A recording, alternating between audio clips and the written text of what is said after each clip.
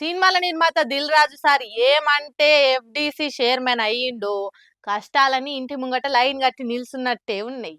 అంతకుముందు దిల్ ఏది పట్టినా బంగారమే అయితదందురు. ఇప్పుడు దిల్ రాజు ఏది ముట్టుకున్నా బొగ్గే అయితుందని అంటుర్రు. అంత పదవి పుణ్యము అని కామెంట్లు చేస్తుండ్రు అంతా.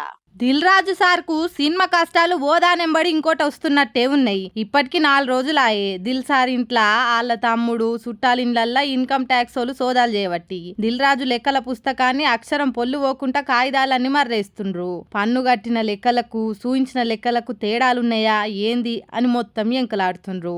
ఏమంటే ఎఫ్‌డిసి చైర్మన్ అయిండో అప్పటి సంది దిల్ రాజును కాంట్రవర్సీలు తీపి తిండి చుట్టూ ఈగలు తిరిగినట్టే తిరుగుతున్నాయి. గేమ్ చేంజర్ సినిమా తీస్తే 100-200 కోట్ల మీదనే లాస్ వచ్చిందంటుర్రు. అటు డాకు మహారాజు ఇటు సంక్రాంతికి వస్తున్నాము గుడ్డిల మెల్ల లెక్క సార్ రోడ్ మీదకి రాకుండా కాపాడిందని సినిమా వర్గమోళ్ళు దాంట్లో పుకార్లు షికారు చేస్తున్నాయి. సంక్రాంతికి వస్తున్నాంకు లాభాలు దండిగానే వచ్చినాయి. ఆ లెక్కకు తగ్గట్టు పన్ను కట్టిండ్రా లేదా అన్నది ఐటీ ఓలు లెక్కలు బయటకు తీస్తుండ్రట.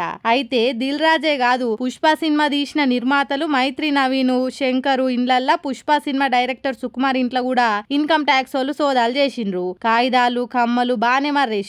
కంప్యూటర్లు తీసుకుపోయిండ్రు. Bank లాకర్లు open చేపించిండ్రు. అయితే ఏం దొరికింది ఎంత దొరికింది అన్నది మాత్రం లెక్క బయటకు చెప్తలేరు. పాపం దిల్ రాజు సారు గోటి చుట్టూ రోకల్ పొట్టు లెక్క ఇప్పటికే గేమ్ చేంజర్ సినిమా తోటి ఉన్నదంతా ఊడప్పైనాక మళ్ళా మీదికెళ్ళి ఇన్కమ్ ట్యాక్స్ వాళ్ళు ఇంటి మీదకి వచ్చే వరకు మోసమర్రకుంటా అవుతున్నట్టే ఉంది.